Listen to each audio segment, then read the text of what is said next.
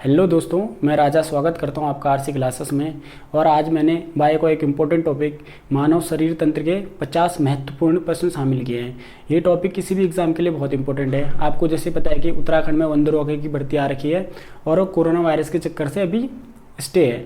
लेकिन जैसे ही corona virus थोड़ा लॉकडाउन ओपन होगा या ये समस्या दूर हो जाएगी, उसके बाद एग्ज़ाम हो जाएगा। और आपको पता है कि उसके सिलेबस में उन्होंने क्या कर रखा है, science plus environment plus agriculture को ऐड कर रखा है। इसी हिसाब से मैंने ये टॉपिक तैयार कर रखे हैं। सबसे पहले हम साइंस के कुछ इंपॉर्टेंट पॉइंट पढ़ेंगे, उसके बाद हम एग्रीकल्चर और उसके बाद हम इन्वायरमेंट की भी।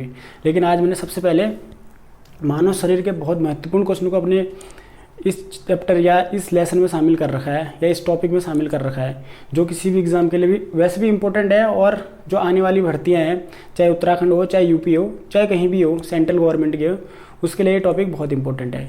तो आइए शुरू करते हैं। दोस्तों, सबसे पहला क्वेश्चन है, वयस्क शरीर में कुल अस्थियाँ कितनी होती हैं? बहुत ही इजी क्वेश्चन है। मानव शरीर में टोटल कितनी अस्थियाँ हैं? तो 206। इसके बाद दूसरा क्वेश्चन है दोस्तों, नवजात शिशु में कुल कितनी अस्थियाँ हैं? तो 300। इसके बाद है, आरबीसी का निर्माण कहाँ होता है? तो आरबीसी का निर्माण होता है अस्थिमज्जा या बोन मैरो में। लेकिन जब भ्रूण होगा तो कब कहाँ होगा? ये लीवर में। लीवर क्या है? हमारा शरीर का लार्जेस्ट ग्लैंड। अगर आपसे पूछा जाएगा कि शरीर का लार्जेस्ट ग्लैंड या ग्रंथि कौन है, तो लीवर। इसके बाद आता है, अस्थि और दांत के निर्माण के लिए आवश्यक कौन है या क्या है? तो कैल्शियम प्लस फास्फोरस। कहीं कहीं पर आपको ट्राई कैल्शियम प्लस फास्फोरस भी मिल सकता है। तो आंसर एक ही है। मानव शरीर में कितने पसलियाँ हैं, यानी मानव शरीर में कितनी रिब्स हैं? तो 12 जोड़े बराबर 24। जो भी ऑप्शन में दिखे टिक लगा दीजिएगा। इसके बाद नेक्स्ट क्वेश्चन है, मनुष्य की खोपड़ी में कितनी अस्थियाँ हैं? तो 29। ऐसे अगर आपसे फेस पे पूछे तो 14। मानव शरीर की लंबी अस्थि कौन सी है? तो फीमर। इसके बाद है, मानव शरीर में सबसे छोटी हड्डी कौन सी है? तो स्टेपीज। कहाँ पाई जाती है? ईयर में। इसके बाद नेक्स्ट क्वेश्चन है दोस्तों, मानव शरीर में दो हड्डियां आपस में जुड़ी रहती हैं, किससे? लिगामेंट या अस्थिबंध से। आपसे ये पूछेगा कि मानव शरीर में जैसे एक हड्डी है और एक हड्डी है यहाँ से जुड़ी है, तो ये किससे जुड़ी होती है? ये जुड़ी होती है आपकी लिगामेंट से। इसके बाद है, पेशियों को अस्थियों से जोड़ने वाली संरचना को क्या कहते हैं? टेंडन या कंडरा। ठीक है, इसने बोल रखा दोस्तों, एक आपकी मसल्स प्लस बोन, इसको बोल रखा है हमने कंडरा या टेंडन। आप इसको याद कर सकते हैं MBT, मोहम्मद बिन तुगलक, ऐसे भी याद कर सकते हैं आप।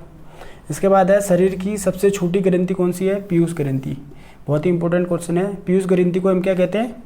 मास्टर ग्रंथि।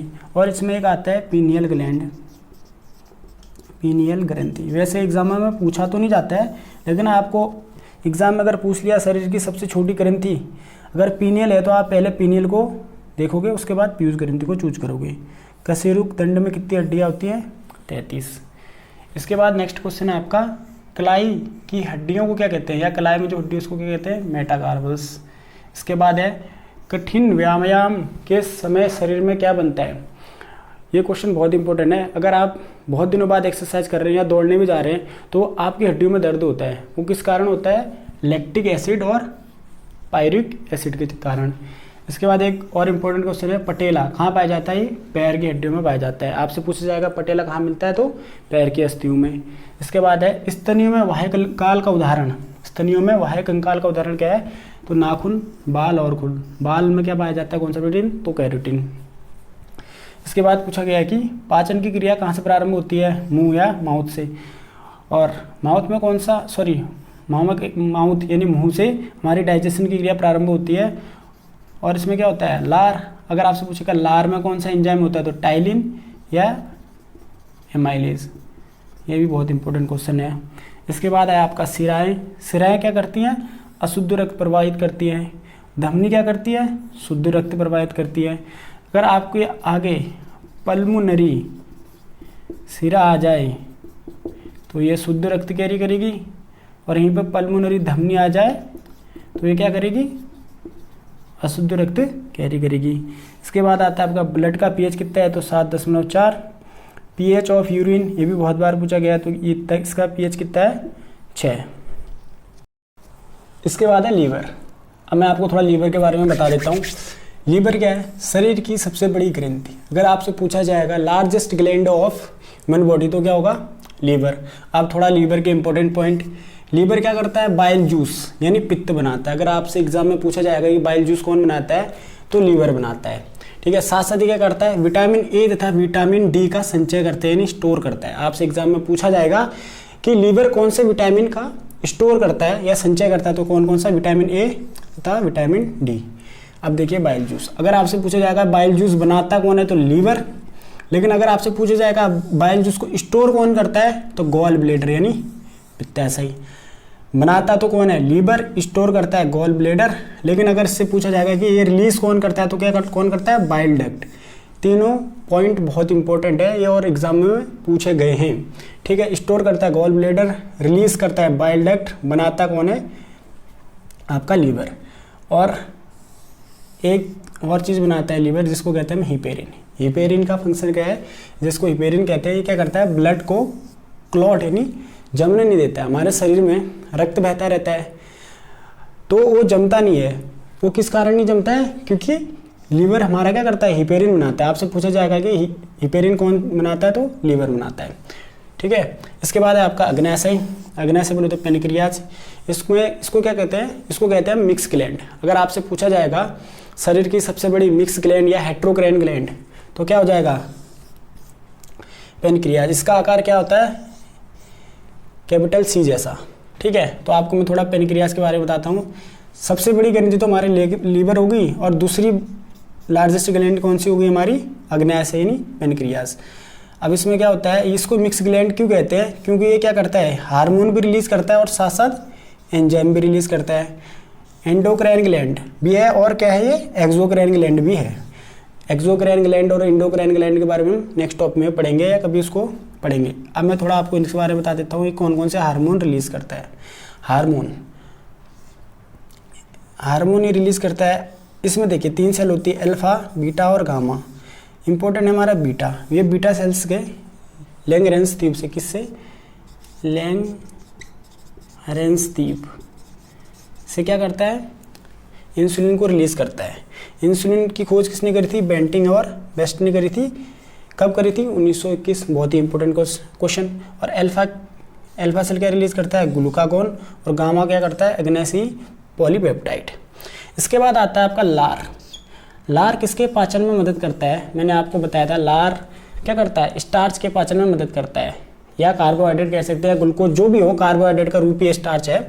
और आपको पता है लार में कौन सा एंजाइम होता है?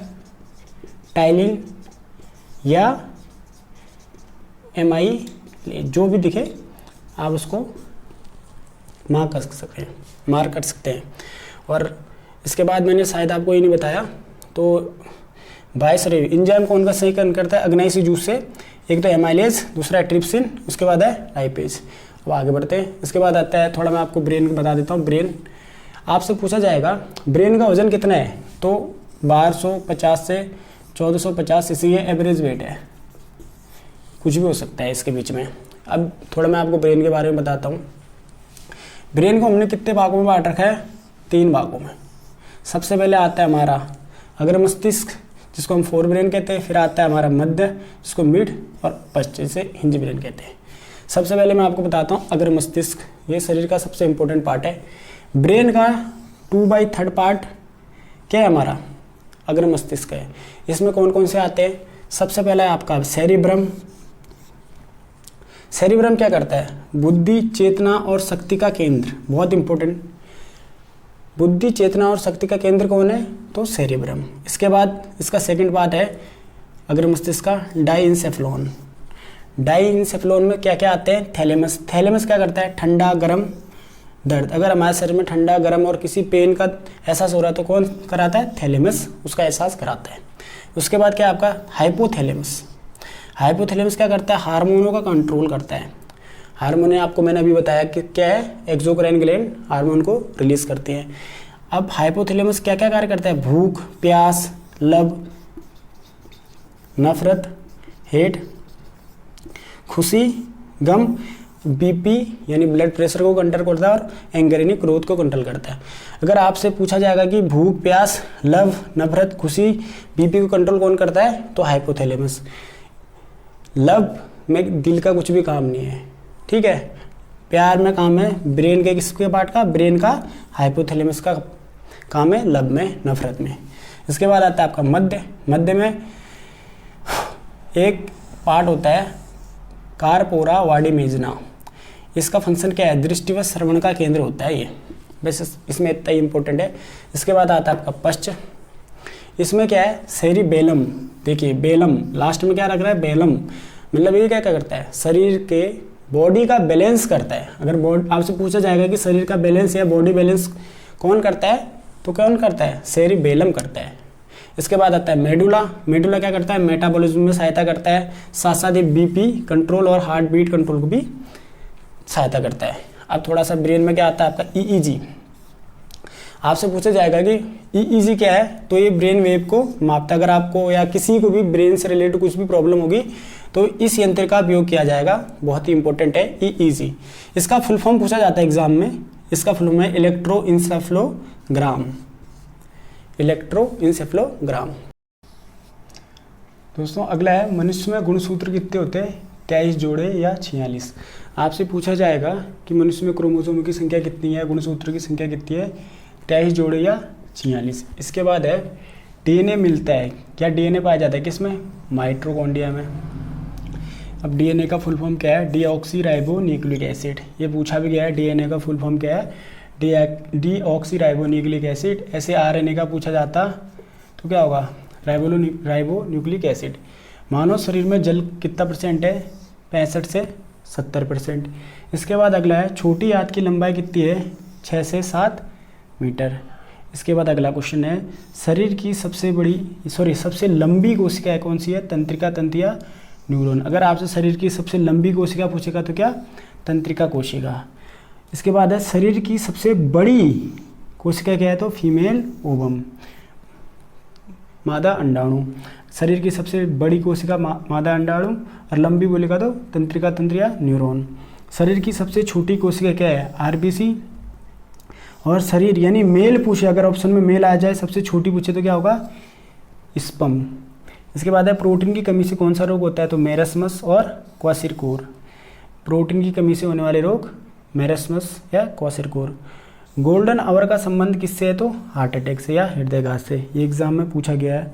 मानव शरीर में ऊतकों का निर्माण किससे होता है, प्रोटीन से। ऊतकों के अध्ययन को क्या कहते हैं हम, हिस्टोलॉजी। ऊतक किससे बने रहते हैं, सेल के जुड़ने से क्या बनता है, ऊतक बनता है। अल्फा कैरोटीन क्या है, एक प्रकार का प्रोटीन है जो त्वचा और बालों और नाखून में पाया जाता है। अल्फा कैरोटीन क्या है, प्रोटीन है और कहाँ पाया जाता है, तो त्वचा, बाल और नाखून में। इसके बाद है, पित्त का कार्य क्या है, अभी मैंने आपको बताया था पित्त का निर्माण कहाँ होता है, लीवर। पाचन के लिए वसा का इमल्सीकरण। इसके बाद है, अमाशय में भोजन के जीवाणु को नष्ट कौन करता है, तो HCl करता है। इसके बाद है, मादा जनन हार्मोन क्या है, तो एस्ट्रोजन, इंपॉर्टेंट है। मानव में श्वसन दर कितनी है, तो 12 से 16 प्रति मिनट, हाँ 12 से 16। यूरिया का संश्लेषण किस में होता है, तो लीवर में। आपसे पूछा जाएगा कि यूरिया का संश्लेषण कहाँ होता है, तो लीवर में। और यूरिया क्या है, सबसे पहले प्रयोगशाला में बनाया गया था क्या, तो वो यूरिया बनाया गया था। श्वसन केंद्र कहाँ है, तो मेडुला में है, ये ब्रेन का पार्ट है। वर्की की क्रियात्मक एवं संरचनात्मक इकाई को क्या कहते हो, नेफ्रॉन। ऐसे शरीर की पूछा था तो क्या होता, कोशिका। मानव शरीर में सबसे मजबूत मांसपेशी क्या है, जबड़ा। या शरीर में सबसे मजबूत हड्डी भी पूछा जाता तो क्या होता है, जबड़ा। रुधिर का तरल भाग क्या है, प्लाज्मा। आपको मैंने ब्लड के बारे में बताया है, ब्लड कनेक्टिव टिश्यू है और उसका pH 7.4 है। आरबीसी का जीवन कितना है, 120 दिन। ट्रेकोमा एवं ग्लूकोमा रोग का संबंध किससे है, आँख से। आपसे एग्जाम में पूछा जाएगा कि ट्रेकोमा एवं ग्लूकोमा रोग का संबंध किससे है, तो आँख से। एक और होता है रोहा नामक बीमारी किससे जुड़ी है, तो आँख से। और एक क्वेश्चन पूछा भी जाता है कि नेत्रदान में आँख का कौन सा पार्ट दिया जाता है, तो कॉर्निया। और एक होता है कि लाइट को कंट्रोल कौन करता है, वो है आइरिस। मधुमेह रोग किसके कारण होता है? इंसुलिन की कमी। इंसुलिन कौन रिलीज करता है? पेनक्रियाज के बीटा सेल्स। शरीर की सबसे कठोर तत्व एनामल, ये कहाँ पाया जाता है? दांत में। आपको पता है कि दांतों के बाहर एक हमारे लेयर होती है जो क्या होती है? हल्की पीली होती है, लाइटिस येलो। ठीक है। शरीर का सबसे कठोर तत्व एनामिल। मानव शरीर का टेम्परेचर कितना है? नॉर्मल 98.6 फ़ारेनहाइट या 37 डिग्री सेंटीग्रेड या 310 केल्विन। मैंने तीनों लिख दिए हैं, जो भी एग्जाम में आए वो देख लीजिएगा। शरीर में मांसपेशियाँ कितनी होती है? 639। ये कितनी भी हो सकती है, ऑप्शन में आपसे 700 भी दिया जा सकता है या 654 भी आ जाता है, जो भी आए तो आप टिक मार दीजिएगा। रक्त जमाव में सहायक है कौन सा विटामिन? विटामिन के। आपसे पूछा जाएगा कि ब्लड के क्लोट या रक्त जमाव में कौन सा विटामिन हेल्प करता है, तो विटामिन के, जिसका केमिकल नाम है क्या? फिलोक्विनोन। इसके बाद है रतौंधी या नाइट ब्लाइंडनेस, किस रोग की कमी, किस विटामिन की कमी से होता है? तो ये विटामिन ए की कमी से। विटामिन ए को हम क्या कहते हैं? रेटिनॉल। नाइट ब्लाइंडनेस या रतौंधी किस विटामिन की कमी से होता है? Vitamin A. और विटामिन ए को क्या कहते हैं हम? रेटिनॉल। इसके बाद है निकट दृष्टिदोष में प्रयुक्त लेंस क्या है? अवतल। आपसे पूछा जाएगा कि अवतल लेंस का प्रयोग किस में करते हैं, तो निकट दृष्टि दोष में करते हैं। इसके बाद आपका दूर दृष्टि दोष में प्रयुक्त लेंस, तो क्या हो जाएगा? उत्तल लेंस। आपसे पूछा जाएगा कि उत्तल लेंस का प्रयोग किस में करते हैं, तो दूर दृष्टि दोष। इसके बाद है सर्वदाता ब्लड ग्रुप, बहुत इंपॉर्टेंट है। ब्लड ग्रुप कितने प्रकार के होते हैं? 4। सर्वदाता क्या है? O negative. अगर आपका एग्जाम में ओ निगेटिव या ओ है तो आप सबसे पहले ओ निगेटिव टिक मारेंगे। ठीक है। अगर ये नहीं है तो आप ओ मार सकते हैं। और सर्वग्राही कौन है? हमारा ए बी। आपसे पूछा जाएगा कि ब्लड ग्रुप की खोज किसने करी है, तो कार्ल लैंडस्टीन। तो दोस्तों, ये थे मानव शरीर तंत्र के कुछ इंपॉर्टेंट क्वेश्चन। उम्मीद है ये क्वेश्चन आपको बहुत पसंद आएंगे। अगर आपको ये क्वेश्चन पसंद आते हैं तो प्लीज़ अपने फ्रेंड सर्कल में शेयर करें और साथ साथ हमारे चैनल को सब्सक्राइब करें, लाइक करें और कमेंट करें। Thank you so much.